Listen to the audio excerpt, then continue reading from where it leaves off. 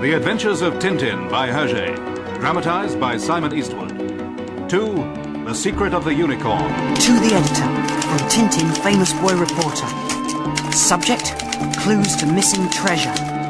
Little did I suspect that the model ship I bought for my friend, Captain Haddock, would hold the secret to the whereabouts of missing treasure, and that I would have to confront those who would do anything to stop me from finding it.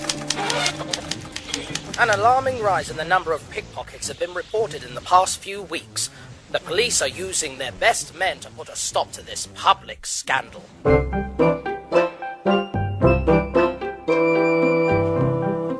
Eyes peeled, Thompson. We must catch these fiendish crooks. Right, Thompson. As guardians of public order, we must bring these crooks to books. I say, look, crooks, gadzooks, no, Tintin. I say. Snowy? Snowy? All right. If you could hear me speak, I could tell you I was trying to have a peaceful scratch. Look, on that stall, Snowy, isn't that a fine ship? I'd prefer it if it was a bone. It really is a beauty. I've a good mind to buy it for Captain Haddock. Tintin! Why, it's the Thompson twins. What are you doing here? Looking for bargains? Highly confidential. Special operations. Pickpockets. To be precise. Mum's the word. How much for those walking sticks, my good man? £5 for the lot, mate. £4. £3.50. All right, £4.50, but I'm robbing myself. See, we've always got to haggle a bit in this market. Take my money, my good man. My wallet's been stolen. Oh, surprise. But that's absurd. You must have left it at home. Or perhaps you've lost it. Lost it? No, I'm sure someone's stolen it. Here, hold these sticks. I'll pay. Oh, I say, mine's gone too. Now there's a coincidence. You really should take more care, Thompson. Be precise. Here, let me pay for them. Oh, thanks very much, Tintin. We'll pay you back tomorrow. Indeed we will. We're going to find a policeman straight away. Goodbye. Goodbye. What a pair.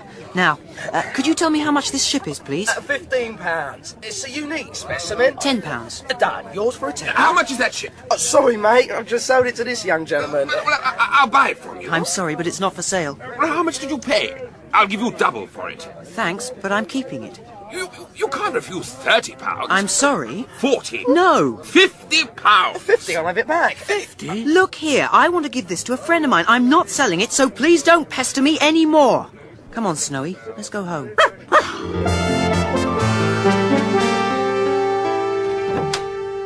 It really is superb.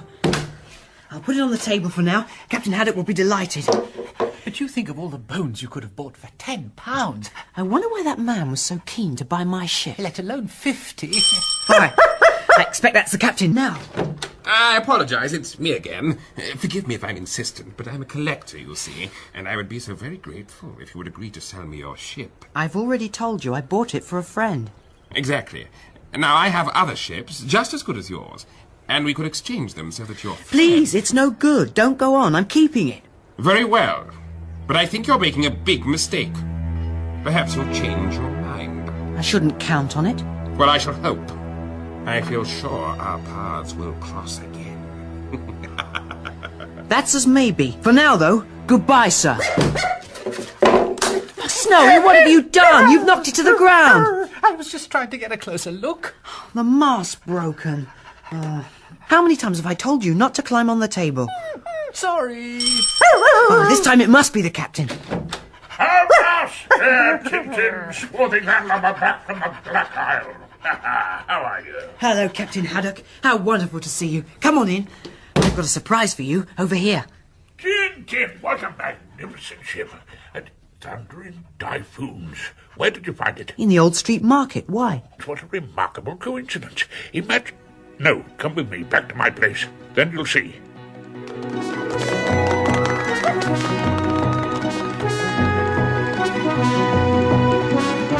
Now, look at this painting. Is that you? No, it's one of my ancestors, Sir Francis Haddock. He lived in the reign of Charles II. But just take a closer look at that ship in the background. Why, it's just like the one I bought. Exactly. It's the same ship. It's identical. Don't you think that's remarkable? There's a name here on the ship. Look, in tiny letters. Unicorn. So there is. Unicorn. I'd never noticed it. Maybe there's a name on mine, too. We should have brought it along. Wait here, I'll go and fetch it. Oh dear, I have the feeling this is the start of another adventure.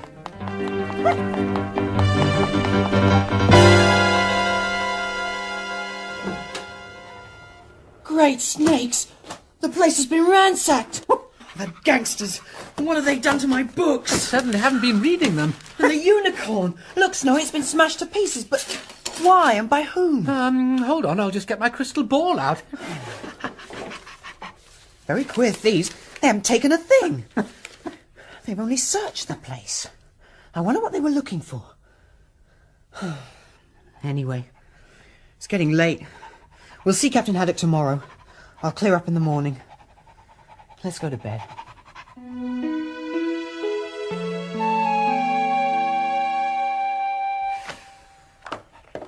Goodness, what a mess. Coming. Well, Thompson and Thompson, good morning. Shouldn't you be looking for pickpockets? Good morning, Tintin. We've come to pay you the money for those sticks. We called on you last night, but you were out. Did you get your wallets back? I'm afraid not, but I bought a new one this morning, and... Goodness gracious! I've been robbed again! I would never have guessed. Why, mine's gone too. You don't say. Great Scotland Yard! That man we met last night outside Tintin's door. I remember now. He bumped into me. Bumped into me too. What was he like? My tall, coarse features, black hair, small black moustache. Be precise, a scoundrel. That's him! The man who tried to buy the unicorn off me. Guilty. Be precise. Let's nail the bounder. But he couldn't have stolen your wallets last night, gentlemen. You only bought them this morning. Yes, there's something in what you say. Miserable thieves, a brand new wallet. Come along, Thompson. We must find a policeman. Watch out for the step. Ow! Too late. He's right. We must report this at once. Yes, watch out for the... Ow! Too late again. Hey, Thompson, wait for me. Poor old Thompsons. They do have rotten luck. Oh well, let's try and get this mess sorted out. Oh, there's something under here, Tintin. A cigarette under that chest, but I don't smoke. Why, it's not a cigarette. It's a scroll of parchment. Let's have a closer look at it. 3 brothers joined. 3 unicorns in company, sailing in the noonday sun, will speak. For 'tis from the light that light will dawn, and then shines forth the eagle's cross. Oh, it's all gibberish. Sounds good, though. And where on earth did this parchment come from, anyway? Great snakes! I've got it! It must have been rolled up inside the mast of the ship. It then fell out when Snowy broke the mast. It's all right, you don't have to remind me. And rolled under the chest, which explains something else. Whoever smashed my ship knew that the parchment was hidden there. When he discovered the scroll had gone, he thought I must have found it. That's why he ransacked the rest of my flat. Tintin, you're a real Sherlock Holmes. But who could it have been? Why, of course, the man who tried to buy the unicorn off me. The Thompsons saw him outside my door last night. I knew there was something strange about him. But why was he so anxious to get hold of it? Unless... Yes, that must be it. There's no other answer. Quick, Snowy, we must see the captain. Why? What is it now? Treasure, Snowy. Come on. This is going to be a treasure hunt.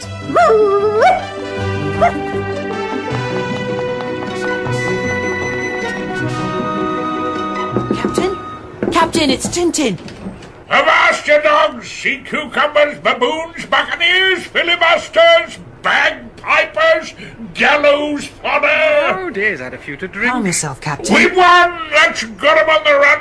Yo-ho-ho, and a bottle of rum! What's all this play acting for? Why the costume? This isn't play acting.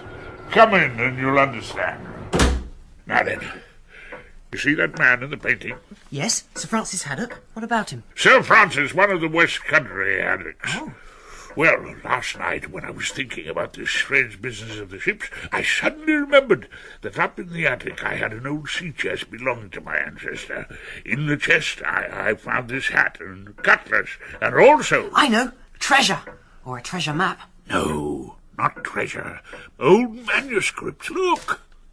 I started reading them yesterday evening and read all night. I was still reading when you came in. That's why you found me a little overexcited. But what a story! Just listen to this. Why doesn't he take that silly hat off? It is the year 1676. The Unicorn, a valiant ship of King Charles II's fleet, under the command of Sir Francis Haddock, has left Barbados in the West Indies and set sail for home. She carries a cargo... Well, anyway, there's a good deal of rum aboard. Some things never change. 2 days at sea, a good stiff breeze, and the Unicorn is reaching on the starboard deck. Suddenly, there's a hail aloft. Sail on the port quarter! Sail on the port quarter! Sail on the port quarter! A pirate ship cuts across the Unicorn's bows. Sir Francis reacts immediately. Ready about! Let go the braces! Beat the quarters! Gunners, fire as she may!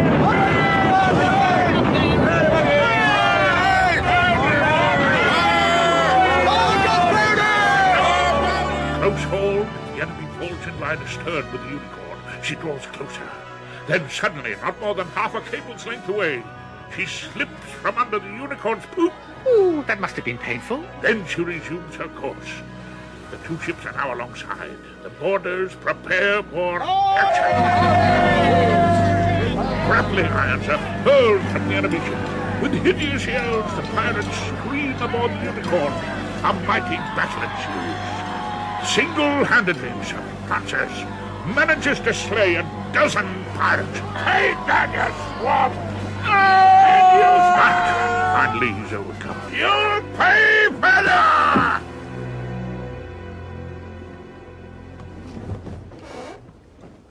The pirates become masters of the ship. They hoist the Jolly Roger, and no quarter is given. Every man Jack walks the plank.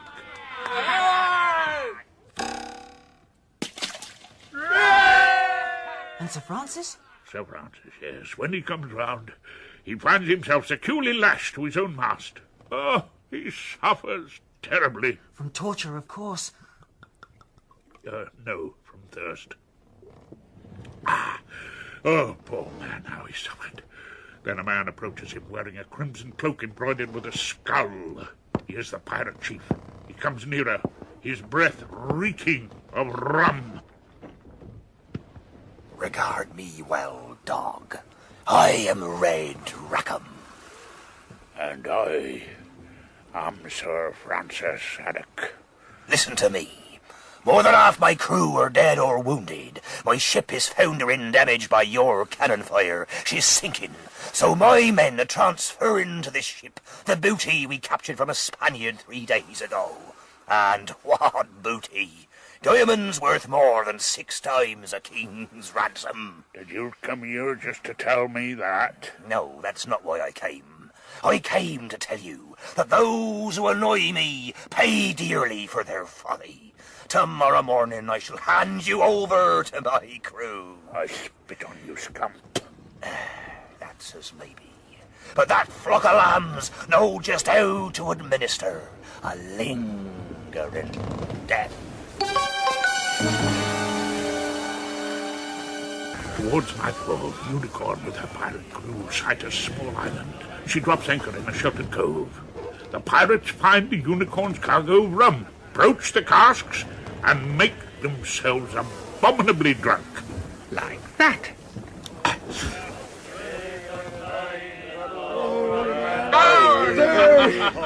Meanwhile, Sir Francis, struggling desperately, manages to free himself. He creeps down into the magazine, where the ship's gunpowder and shot is stored.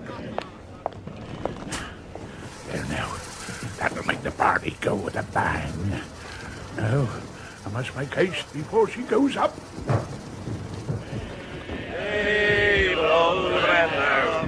Sir Francis slips over the side of the Unicorn and to the Jolly Roger's jolly boat.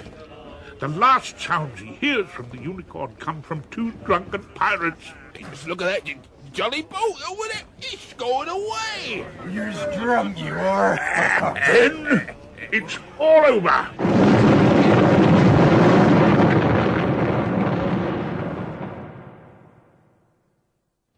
So perished the Unicorn. And of all the pirates aboard her, not one escaped with his life. What happened to Sir Francis after that? He made friends with the natives on a nearby island and lived among them for 2 years.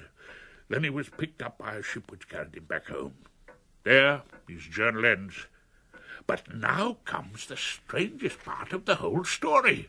You mean it can get stranger? On the last page of the manuscript is a sort of will, in which he bequeaths to each of his 3 sons a model, built and rigged by himself, a model of the very ship he once blew up rather than leave it to the pirates. There's one funny detail. He tells his sons to move the mainmast slightly aft on each model. Thus, he concludes, the truth will out. That's it, Captain. Red Rackham's treasure will be ours. What do you mean? I mean that I happen to have one of those scrolls. Snowy moved the mainmast aft for me. But do I get any credit? Look, here in my wallet. Someone's stolen it. Oh, this is getting ridiculous. Stolen it? But I'm sure that if we can collect the 3 scrolls together, then we shall find Red Rackham's diamonds. And how do we go about doing that? Good question. But first of all, I must Give Snowy a drink. report my wallet's been stolen. Oh, I'll come with you. Mr. Tintin. Yes, what? Why? It's the man who tried to buy the unicorn from me. So you're the villain. No, please, this is very important. My name is Barnaby. I'd like a word with you, Mr. Tintin. But not here, if you don't mind. It would be quieter inside. All right, but...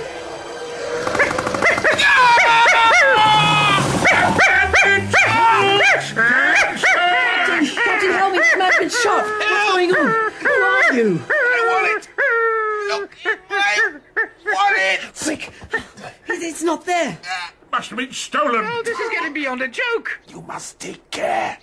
They'll kill you too. Who? Who are they? Tell us. Up there. Sparrows? Why is he pointing at sparrows? What do you mean? Crumbs, he's fainted.